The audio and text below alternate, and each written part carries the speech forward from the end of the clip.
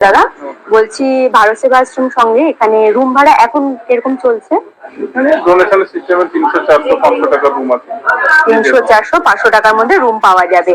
আর বলছি এখন তো প্রায় মেলা কাছাকাছি চলে এসেছে, মেলার সময় কি এই সেম রেডি চলে?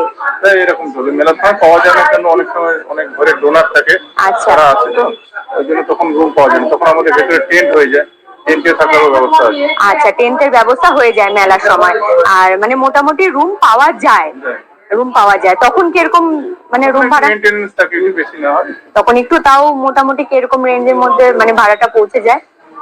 ধরুন 500 600 টাকা 700 টাকা এরকম। ঠিক আছে, এখন 300 400 500-র মধ্যে তোমরা এখানে রুম পেয়ে যাবে। মেলার সময় কিছু টাকা বেড়ে যায়। আর এখানে ডরমেটারি রুমের ব্যবস্থা রয়েছে। আছে, সেই রুমগুলো কিরকম ভাড়া লাগে? পার হেড 100 টাকা করে লাগে। পার হেড 100 টাকা করে। আচ্ছা ঠিক আছে। ডরমেটারি রুমে কজন থাকতে পারবে? 8 জন 10 জন 12 জন 20 জন। আচ্ছা, আর এমনি রুমে 4 5 জন 6 জন করে থাকে। এমনি রুমে মানে যেগুলোতে 300 400 রুম ভাড়া বলছেন ওগুলোতে 3 জন 4 জন থাকতে পারবে। আর বলছি এখানে থাকতে গেলে কি লাগবে? কিচ্ছু লাগবে না? আগে থেকে যদি কেউ বুক করে? বুক হবে? বুক হবে না, ডাইরেক্ট এসে কথাবার্তা বলে রুম নিয়ে নিতে হবে। আর খাওয়া দাওয়ার ব্যবস্থা এখানে কি আছে? খাওয়া দাওয়ার ব্যবস্থা দিনে আছে, সেদিনটা হবে না। আচ্ছা, তারপরের দিনে দেবে। তারপরের দিন যেদিন আসবে। ঠিক আছে। আর বলছি এখানে মন্দিরে পুজোর টাইম গুলো একটু যদি বলে দিন ভালো হয়। মানে কটার সময় সকালের পুজোটা হয়? 11টায়। বেলা 11টার সময় পুজো হয়। আবার সন্ধ্যে 7:30। আবার সন্ধ্যে 7:30টায়। আচ্ছা ঠিক আছে।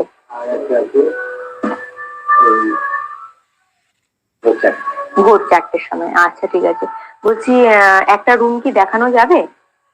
তো চলো, এখন যে কটা রুম আছে আমি বলেছি এখানে দেখিয়ে দিচ্ছে, চলে এসো। চলো তোমাদেরকে ফার্স্টে একটা রুম আমি দেখিয়ে দিচ্ছি।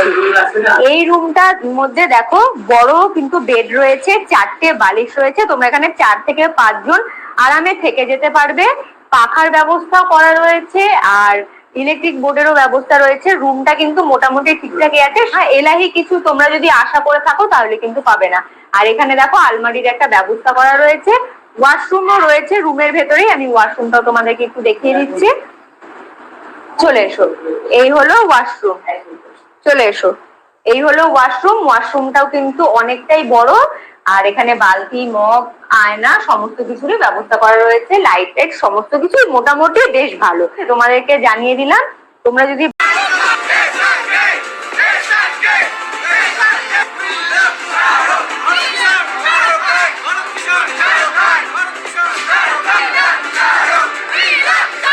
চলতি বছরে এই নিয়ে 3 নম্বর বার বড় পর্দায় ফিরছেন বলিউডের বাদশা শাহরুখ খান। 2023 শুরু হয়েছিল পাঠান দিয়ে, মিডে এলো জওয়ান, এবার আসছে ডাঙ্কি। কোনো ছবির ফার্স্ট ডে ফার্স্ট আমি মিস করিনি এবং মিস করবোও না।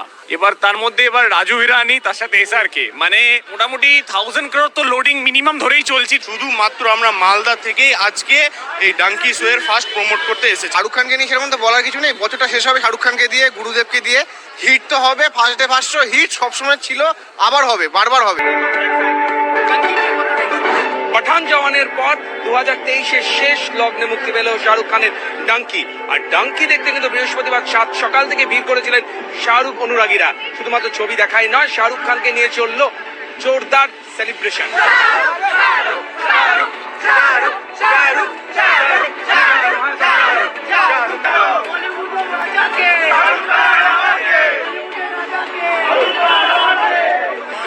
ইংল্যান্ড যাওয়ার জন্য যে ভাষার ব্যাপারটা বলেছে না, ওইটাই আরো হৃদয় ছেড়ে গেছে। অন্যরকম গল্প। ডাঙ্কি এক কথাতে বলতে অসাধারণ। বাংলায় যদি বলে অমায়িক, মানে এর বাইরে আর কোনো কথা হবে না। মানে সামনেই বড়দিন, আর তার আগেই সারা দেশ জুড়ে উৎসবের মরশুম। তার কারণ হলো মুক্তি পেল ডাঙ্কি। আর শাহরুখ খানের ছবি মুক্তি পাওয়া মানেই সবার মনে উৎসবের আনন্দ।